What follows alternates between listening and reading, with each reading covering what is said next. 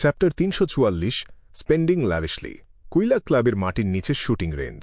Shooting শেষ করে client খুব যত্ন করে ওর নিজের রিভলভারটা পরিষ্কার করল।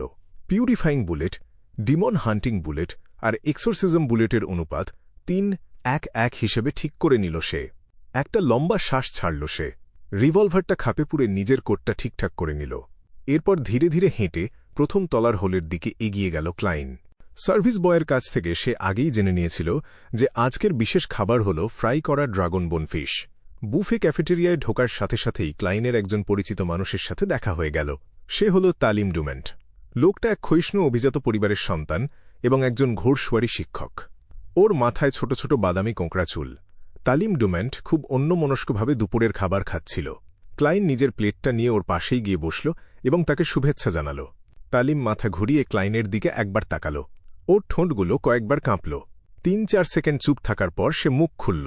খুব নিচু স্বরে তালিম ডুমেন্ট বিড়বিড় করে বলল, শার্লক, তুমি কি চেনো? তুমি কি এমন কাউকে চেনো যার অদ্ভুত ক্ষমতা আছে এবং সে অনেক শক্তিশালী? হ্যাঁ, তোমার সামনেই তো একজন বসে আছে। ক্লায়েন্টের চোখের পাতা একটু কাঁপল। সে সরাসরি কোনো উত্তর দিল না। সে পাল্টা প্রশ্ন করল, তুমি আসলে কি করতে চাও? তালিম মুখ খুলল কিন্তু কিছুই বলতে পারল না। খুব গম্ভীর মুখে সে কিছুক্ষণ চিন্তা করল। এরপর মুখে একটা জোর করে হাসি টেনে এনে বলল, না, তেমন কিছু না। আমি শুধু কৌতূহল থেকেই জিজ্ঞেস করছিলাম। আগেরবার এই লোকটা জিজ্ঞেস করেছিল যে কেউ যদি এমন কারো প্রেমে পড়ে যার প্রেমে পড়া উচিত নয়, তবে তার কি করা উচিত। আর এবার জিজ্ঞেস করছে শক্তিশালী বিয়ন্ডারদের কথা। সে কি ওই মানুষটাকে সরিয়ে দিতে চাইছে যাতে তার বন্ধুর সব কল্পনা শেষ হয়ে যায়? কে সেই মানুষ যার জন্য এত বড় ঝুঁকি নিতে চাইছে সে? ভাড়াটে খুনি নিয়োগ করা তো খুনেরই সামিল। ক্লায়েন্ট মনে মনে কথাগুলো বিড়বিড় করে বলল। এরপর কোনো কাঁটা নেই এমন এক টুকরো মাছ কেটে মুখে পুরে দিল সে। তালিম একটা লম্বা দম নিল এবং নিজের প্লেটের খাবারগুলো খুব দ্রুত শেষ করে ফেলল। এরপর একটা ন্যাপকিন দিয়ে নিজের মুখ মুছল সে। এখন মনে হচ্ছে সে স্বাভাবিক হয়ে গেছে। সে হেসে বলল, মাইক তোমাকে কয়েকদিনের জন্য বডিগার্ড হিসেবে নিয়োগ করতে চায়। মাইক জোসেফ, ডেইলি অবজারভারের সেই রিপোর্টার। গোল্ডেন রোজে ওর পারফরম্যান্স তো বেশ চমৎকার ছিল। ক্লায়েন্ট মনে মনে একটু হাসল। মাইক এখন কি করতে চায়? তালিম ডুমেন্ট হাত উল্টে বলল, আমি ঠিক জানি না। সে শুধু কথা প্রসঙ্গে এই ব্যাপারটা তুলেছিল। মনে হয় কোনো সাক্ষাৎকারের ব্যাপারে ওর দরকার। সে বলল যে পরশুদিন সে তোমার সাথে দেখা করবে। আশা করি তোমার হাতে কাজটা নেওয়ার মতো সময় থাকবে। আমি নিশ্চিত করে কিছু বলতে পারছি না। ক্লায়েন্ট কোনো হ্যাঁ বা না কিছুই বলল না, কারণ সে বিস্তারিত কিছু জানে না। ঠিক সেই মুহূর্তেই ক্লায়েন্ট একজন নারীর অস্পষ্ট প্রার্থনার আওয়াজ শুনতে পেল। Miss magician? সে কি তবে ফর্মুলাটার বদলে টাকাগুলো বিসর্জন দিতে রাজি হয়েছে? ক্লায়েন্ট দ্রুত নিজের খাবার শেষ করল। এরপর এক নিঃশ্বাসে কালো চা শেষ করে রিসেপশনে গিয়ে একজন সার্ভিস বয়কে বলল ওর জন্য একটা লাউঞ্জ বা বিশ্রামকক্ষ খুলে দিতে। আধ্যাত্মিক শক্তির দেয়াল দিয়ে ঘরটাকে সিল করে দেওয়ার পর সে ধূসর কুয়াশার ওপরে চলে গেল। সে দেখল ওর ধারণাই ঠিক। মিস ম্যাজিশিয়ান একটা স্যাক্রিফিশিয়াল রিচুয়াল পালন করার অনুমতি চাচ্ছে। ওর দেরি হওয়ার কারণ ছিল এই যে ওর কাছে মাত্র ৩৭০ পাউন্ড ছিল। বাকি টাকা তোলার জন্য ওকে ব্যাংকে যেতে হয়েছিল। বেশ কিছু প্রক্রিয়ার পর সে দেখল যে ওর ৪৫০ পাউন্ড ওই মায়াবী দরজার ওপাশে হারিয়ে গেল। এর সাথে সাথেই ওর মাথায় একটা ফর্মুলা ভেসে আসল। Sequence art trick master. প্রধান উপকরণ একটি স্পিরিট ইটার এর stomach pouch, ২০ millilitre deep sea marlin এর রক্ত। সহায়ক উপকরণ হর্নবিম থেকে তৈরি ৫ millilitre essential oil, ১০ gram string grass powder, একটি ফুটে থাকা রেড চেস্টনাট ফ্লাওয়ার এবং ৮০ মিলিলিটার বিশুদ্ধ জল। অবশেষে আমি এটা পেলাম। কতগুলো বছর কেটে গেছে। ফোর্স ওয়াল উত্তেজনায় ঘরের মধ্যে পায়চারি করতে শুরু করল। সে নিজের মধ্যে এক ধরনের আনন্দ আর গর্ব অনুভব করছিল। এরপর মনে একটু খটকা থাকায় সে একটা কলম আর কাগজ বের করল। সে ফর্মুলাটা কাগজে লিখে রাখল যাতে সে ভুলে গিয়ে আবার মিস্টার ফুলকে বিরক্ত করে না ফেলে। আমি যদি এমন কাউকে না পাই যে বাজার দর সম্পর্কে জানে না, তবে এই প্রধান উপকরণগুলো কিনতে কমপক্ষে ৩০০ পাউন্ড খরচ হবে। আর আমার কাছে এখন মাত্র ৪৩০ পাউন্ড বাকি আছে। আমাকে আরও অনেক টাকা উপার্জনের চেষ্টা করতে হবে। আমি একটা নতুন বই লেখা শুরু করব। ফোর্স ওয়াল হঠাৎ করে খুব অনুপ্রেরণা অনুভব করল। সে আর আগের মতো অলস বা কাজ ফেলে রাখা মেয়েটি রইল না।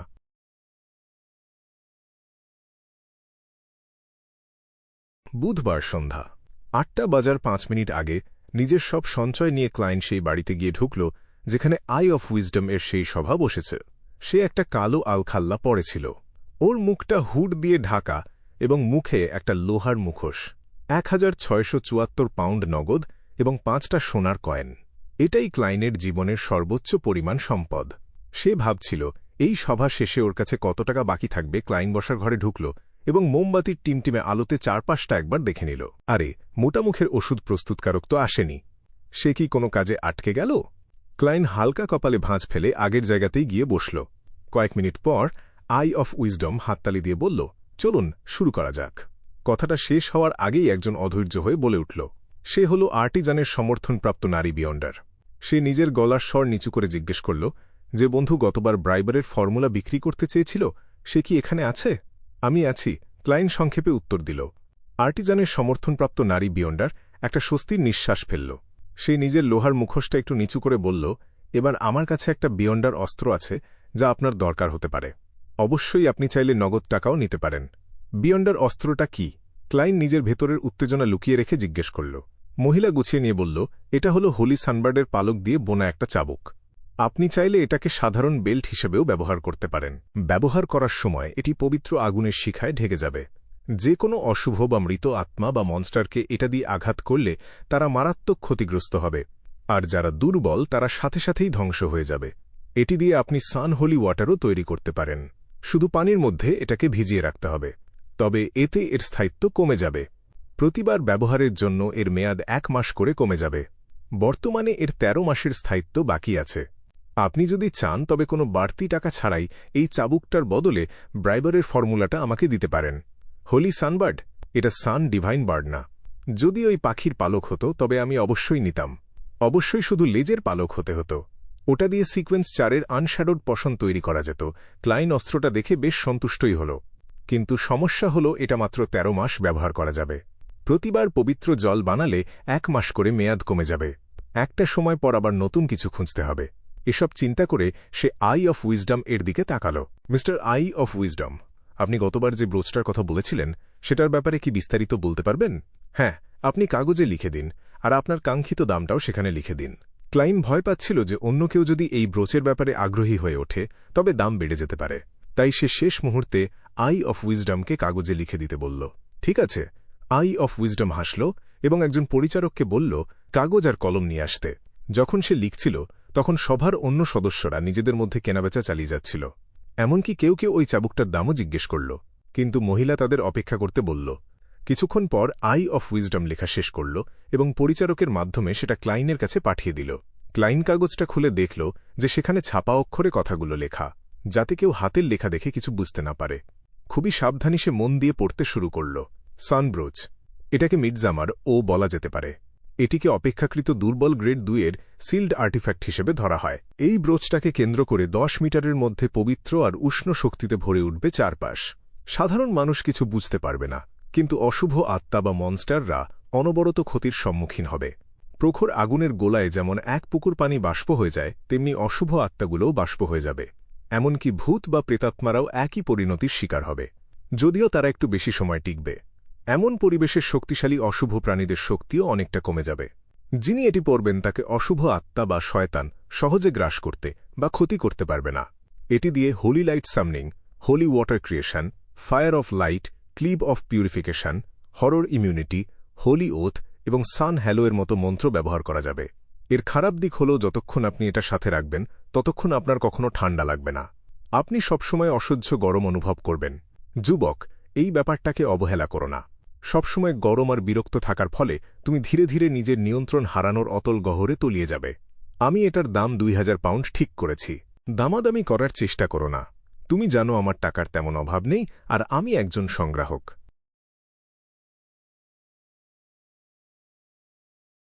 এটা তো আমার ভাবনার চেয়েও বেশি শক্তিশালী। গতবার আই অফ উইজডম খুব অস্পষ্টভাবে বলেছিল।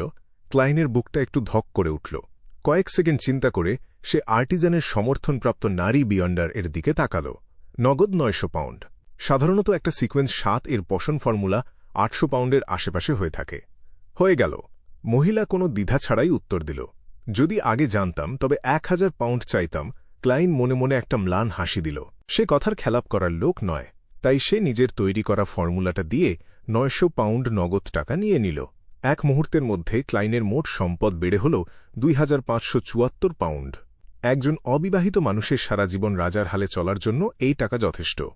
আই অফ উইজডম ফর্মুলাটা পরীক্ষা করে দেখার পর মহিলাটি খুব সন্তুষ্ট চিত্তে ওটা দেখল।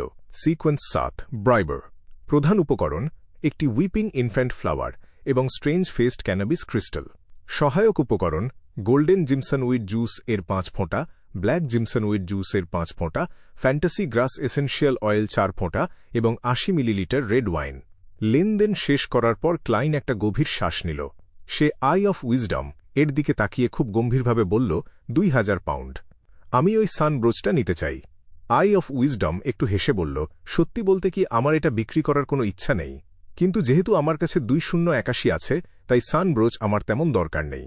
তাছাড়া আমি যখন দাম বলে দিয়েছি তখন সেটা থেকে পিছিয়ে আসা আমার স্বভাব নয়। আমার জন্য 3 মিনিট অপেক্ষা করো, আমি সানব্রোচটা নিয়ে আসছি। ঠিক আছে, ক্লাইন উত্তর দিল। সে একদিকে যেমন প্রত্যাশা আর উত্তেজনা বোধ করছিল, আবার এতগুলো টাকা চলে যাওয়ার জন্য একটু খারাপও লাগছিল। এই সময় ঘরে থাকা অন্য বিয়ন্ডাররা ক্লাইনের দিকে তাকাচ্ছিল। সাধারণ এই সভাগুলোতে 2000 পাউন্ডের লেনদেন খুব একটা দেখা যায় না, হয়তো 1-2 বছরে একবার এমন হয়। ক্লাইন তাদের চোখে লোভ আর লালসা অনুভব করতে পারছিল। কিছুক্ষণ নীরবতা বিরাজ করার পর অন্য সদস্যরা নিজেদের লেনদেন চালিয়ে গেল, যতক্ষণ না আই অফ উইজডম ফিরে আসল।